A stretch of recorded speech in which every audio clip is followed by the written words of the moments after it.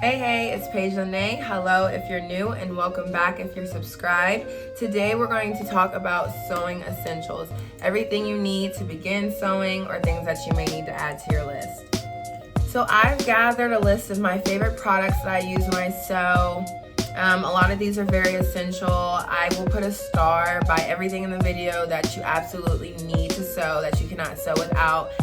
Anything else you might be able to go without it. You might be able to use something else instead of it. So I'll make sure on the side to list a picture of what I'm talking about, include the price, and go from there. Alright, so to begin, if you're new to sewing, if you're here because you don't know what the heck to buy or how to start sewing, do not be intimidated by this list.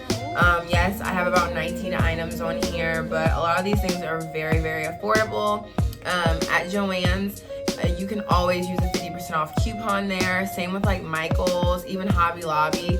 So very, very affordable for this stuff. The most expensive thing on the list will be your sewing machine. And there's very affordable sewing machines out there. I know you can even get a sewing machine on eBay. I know some people like sell them on Instagram. So you can get creative on how you can purchase that. Because obviously you're gonna want a nice sewing machine to invest in to create your clothing. Alright, number 2 to begin. I've been sewing for 9 years.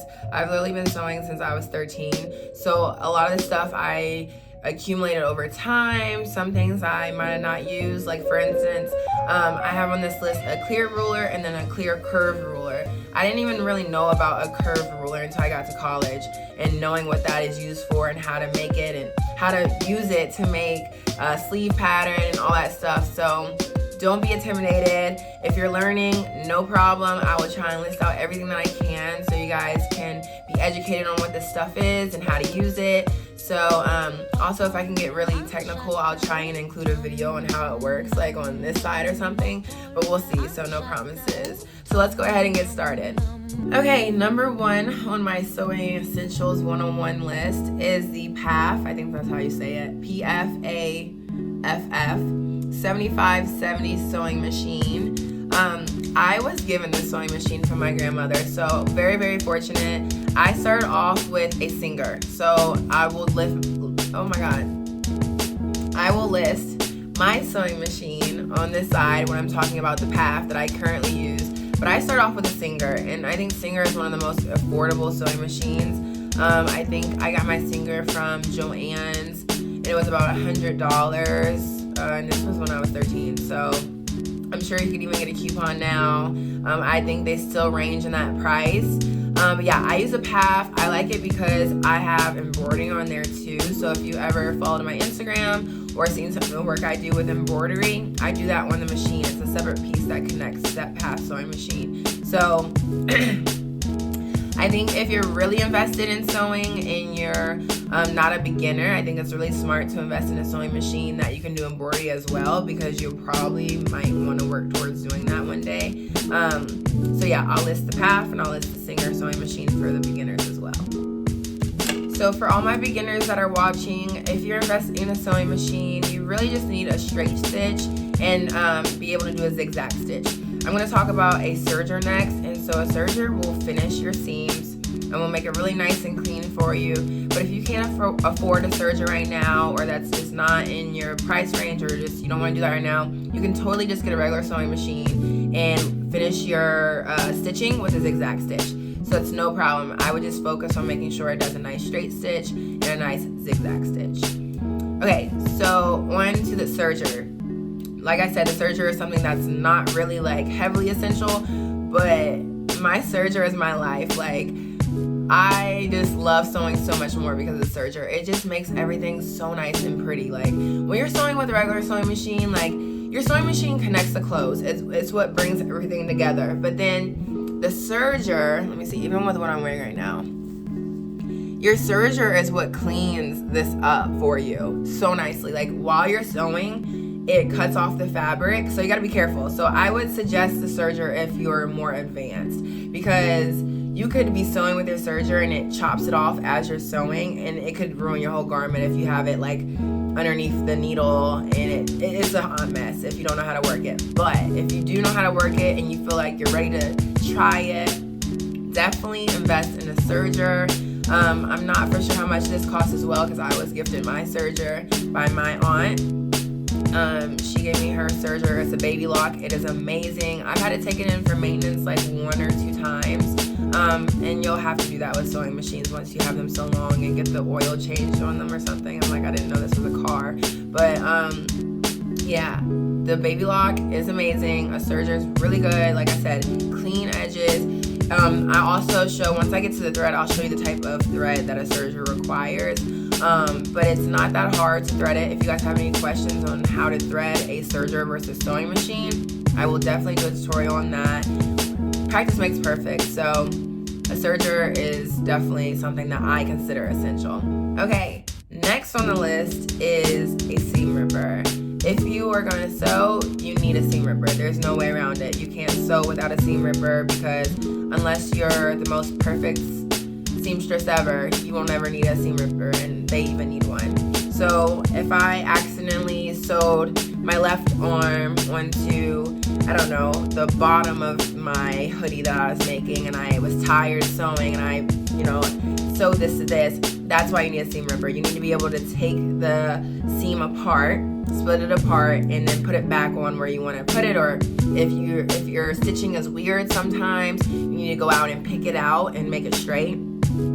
If you don't know how to sew, once again, and you're just learning to sew, get a small piece of fabric and just practice your stitches, fold it on top of each other, the fabric, and practice sewing pieces of fabric together. And then if you need a seam rip, you can seam rip. I had an adventure with a seam ripper. When I first started sewing, I think I was like 10. My grandmother tried to get me to start sewing when I was 10, and I would be messing up. So I would always give it to her, back to her when I messed up, and she would take it out with the seam ripper. She would take it out. And so I was like, okay, if I mess up, I'll just give it to my grandma. Well, one day she's like, you're gonna sit here and you're gonna take apart all of this stitching. And I think I sat there for hours fixing this shirt I wanted to make. And after that, I didn't even want to sew anymore. I was like, I don't even want to be a fashion designer. If I have to take the clothes apart, I don't want to do this.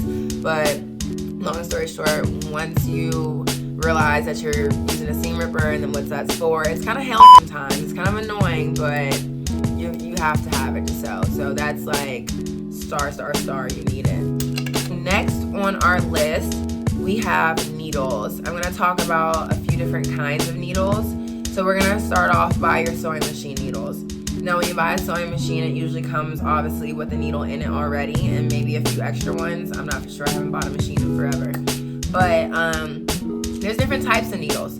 So I don't know where I'm going to list this stuff at, but you have denim needles, faux leather needles, just regular needles, quilting needles. I mean, there's probably more needles than I know imaginable, so I probably haven't even used, but I use like a regular needle. I don't know what the technicality of it is, like it's like numbers, it's like 70, 90. I think the higher you get, the coarser the fabric is. So like for denim you might need like a 120, for cotton you might need a 70.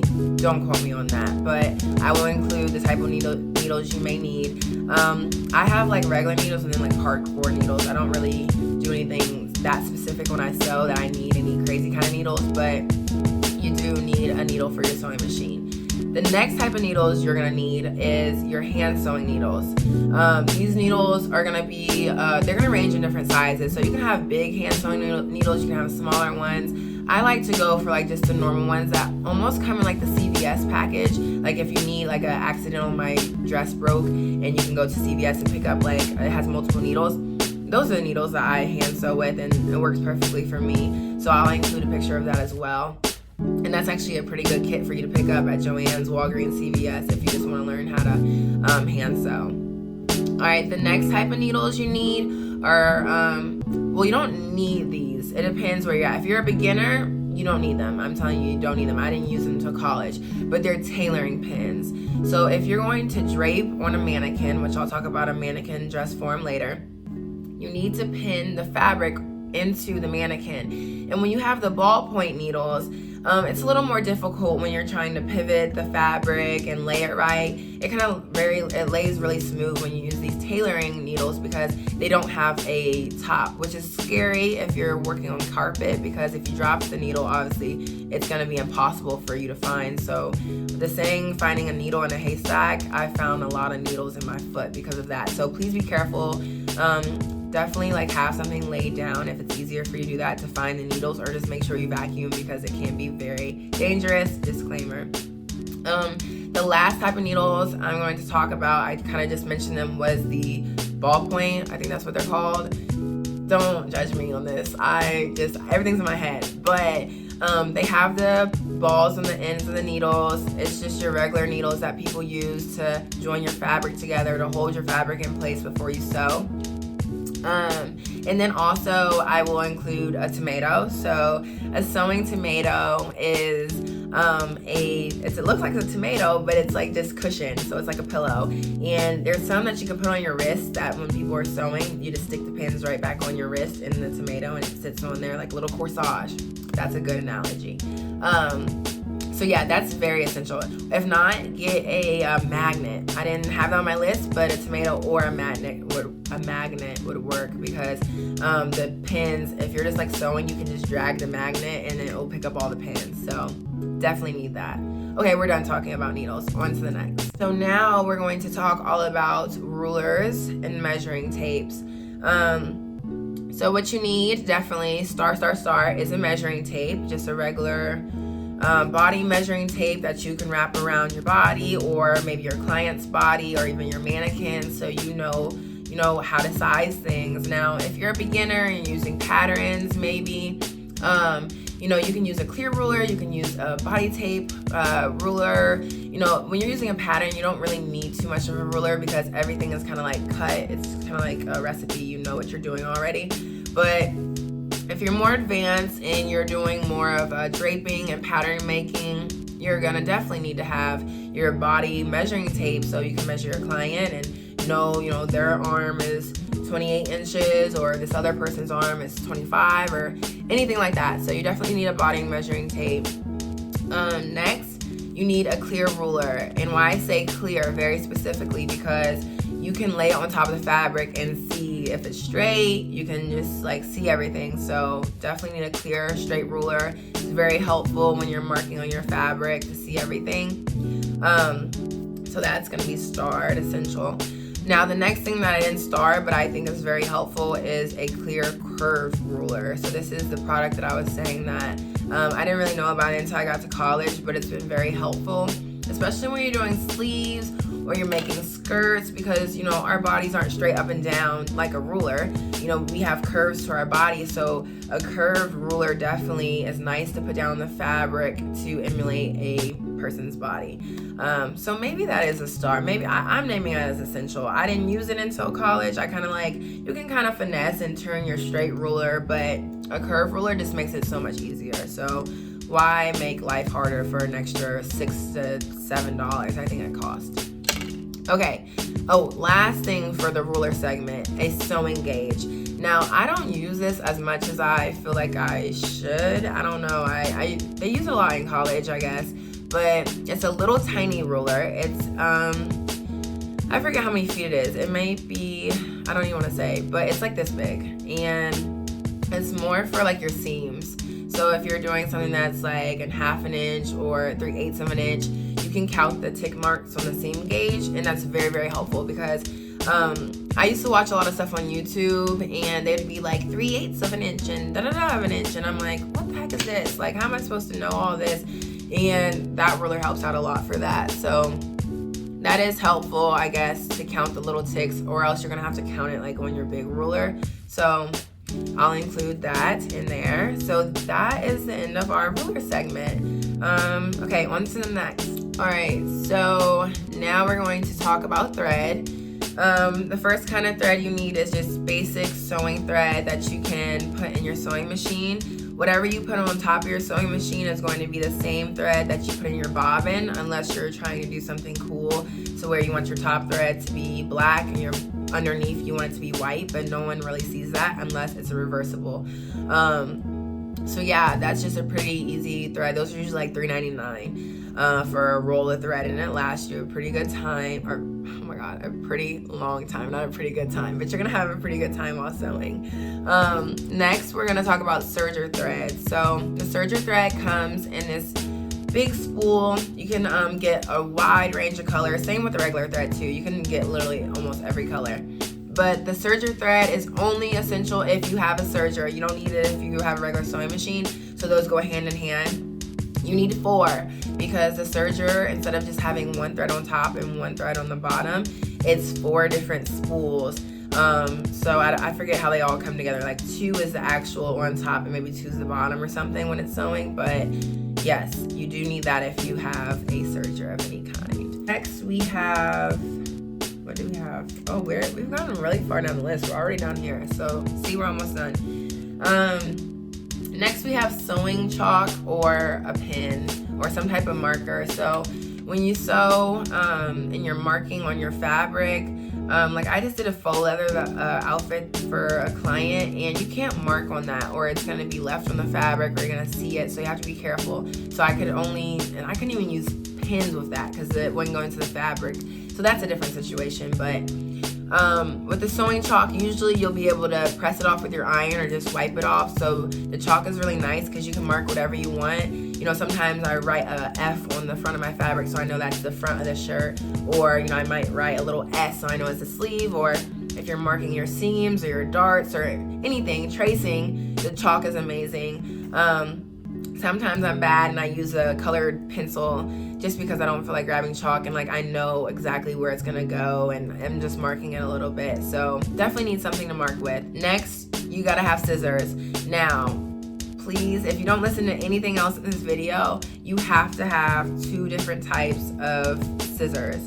So you have to have fabric scissors, and your fabric scissors are gonna be very, very sharp. Like I've cut my finger open with my fabric scissors before. I thought my fabric was my finger and I just snipped right into it. So there's a video on my TikTok of that if you would like to see that. But you need those fabric scissors, and when you have your fabric scissors, do not let anybody cut paper with your fabric scissors or use them to snip their hair or a tag off their clothes, because it's meant for fabric, and anything that you cut that's not fabric, it will make your scissors just be terrible. Like they'll be so dull. I mean, you can get a scissor sharpener, or I guess invest in more scissors, but only use it for fabric. So then that leads me into my next thing. You need some paper scissors. So when you make your patterns, or you're cutting your patterns, or you're snipping something off, you need regular scissors. And then there's actual things called SNIPS. So SNIPS are like baby scissors. They're so little, but they're very convenient. I'll show the shape of them. They're like this. They're like little claws. And you can just snip the threads of your fabric off really easily. It's really handy when you're sitting at the sewing machine and you just want to snip it off. So very handy. But those are the 3 types of scissors you're going to need when you sew. Oh, wait. I forgot. This is not a necessity. I don't use it. I feel more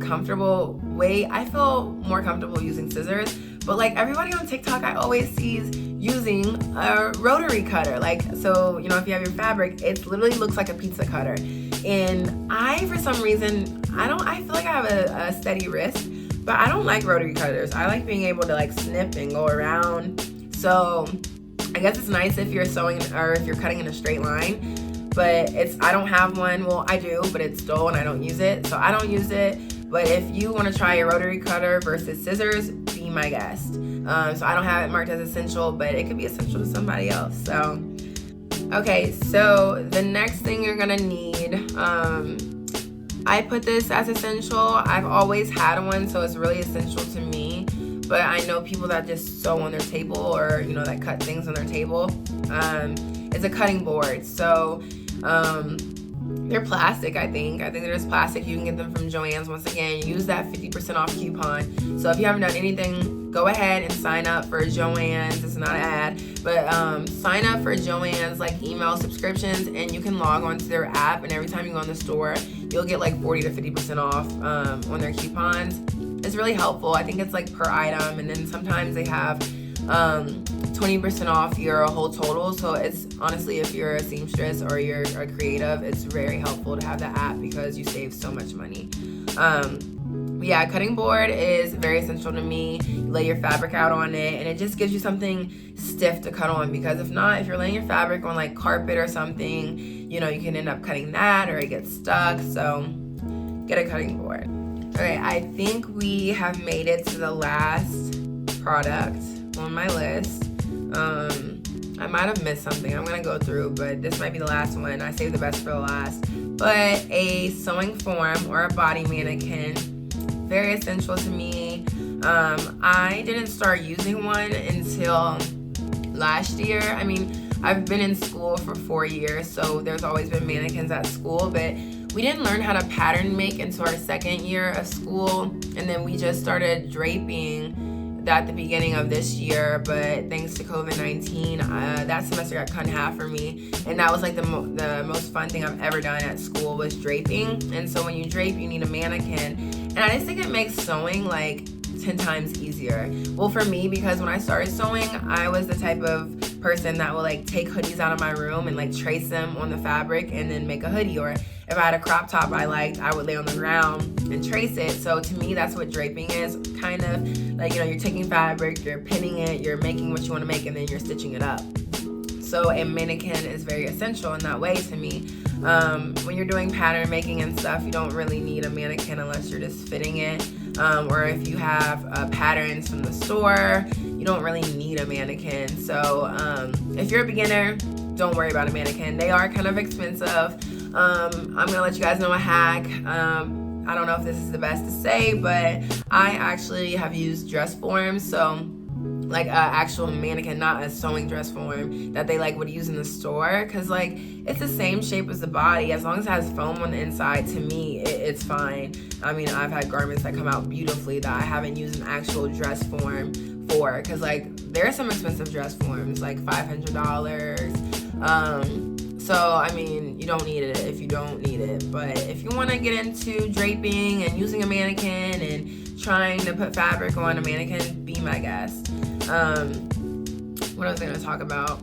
Oh, okay. One thing with mannequins that are different than a human body, when you buy a mannequin, or depending on the type that you buy, it will have a number on it. And the number of a mannequin and pattern numbers are not the same as a human's or a woman's body or your client's body.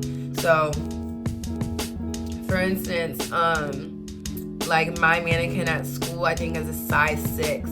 But that size 6 fits me. I'm not a size 6. I'm technically like a size 0 to 3. So that mannequin fits me and is technically a size 0. So a size 8 mannequin would probably be like a size 3 to 5 or somewhere in that area. So make sure you really look at the measurements of the mannequin before purchasing them, because I would hate for someone to purchase a size 6 mannequin and think that their body is a 6 too, and now their clothes are too small or you bought the wrong mannequin. So definitely pay attention to that. Okay guys, I'm double checking my list like Santa.